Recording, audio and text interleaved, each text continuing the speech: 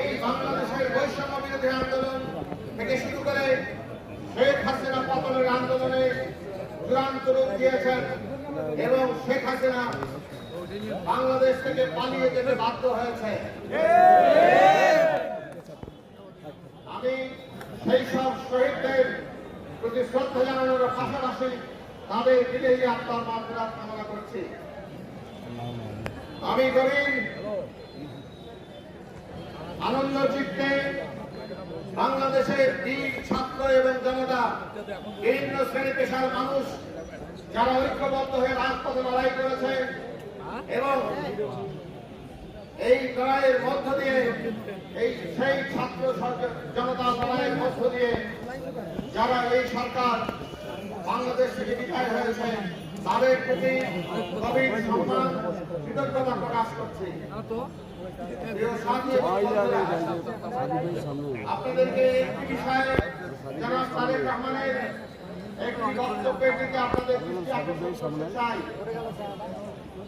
জনাব তারেক রহমান বলেছেন, বিজয় তখনই গৌরবান্বিত এবং মহিমান্বিত হয়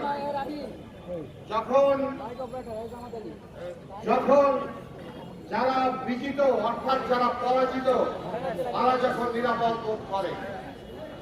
আপনারা বুঝে নেবেন, আমাদের নেতা তারেক রহমান, আমি প্রশংসা না করে পাচ্ছি না, তার সাম্প্রতিক সময়ের বক্তব্যগুলো, তিনি বাংলাদেশে নিষিদ্ধ ছিলেন। জনাব তারেক রহমান বাংলাদেশে নিষিদ্ধ থেকেও যিনি বাংলাদেশের সমগ্র মানুষের হৃদয়ের মধ্যে প্রসারিত হয়েছেন আমাদের নেতা জনাব তারেক রহমান,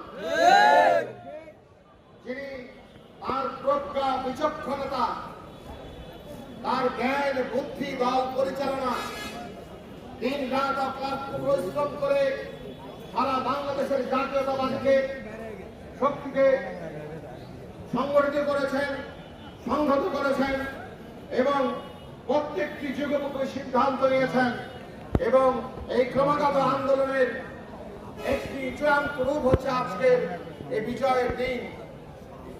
তবে এই বিজয় কিন্তু প্রাথমিক বিজয়, চূড়ান্ত বিজয় কিন্তু আমরা এখনো অর্জন করতে পারি নাই। হয়তো অনেকেই মনে করতে পারেন যে ছাত্র জনতা তাদের কাছে আমরা চিরঋণী, বাংলাদেশের মানুষ ঋণী, কিন্তু আন্দোলন সংগ্রামের যে ক্ষেত্র, সেই ক্ষেত্র তৈরি করেছে বিএনপি।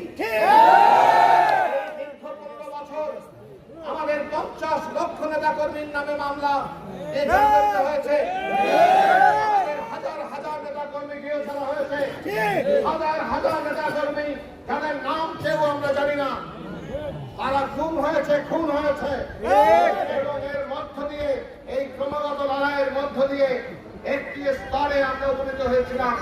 তার মধ্যে উল্লঙ্ঘন হয়েছে শহীদ আবু সাইদ, যে বাংলাদেশের বর্তমান ছাত্র আন্দোলনের আইকন, বুক চেটিয়ে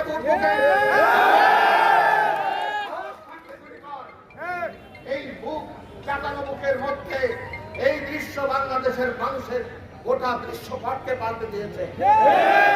প্রত্যেকটি আন্দোলনে ক্রমাগতভাবে সমাজ পরিবর্তনের নিয়ম হচ্ছে একটি সূত্রই আছে, সে সূত্রটি হচ্ছে প্রথমে হচ্ছে পরিমাণগত পরিবর্তন।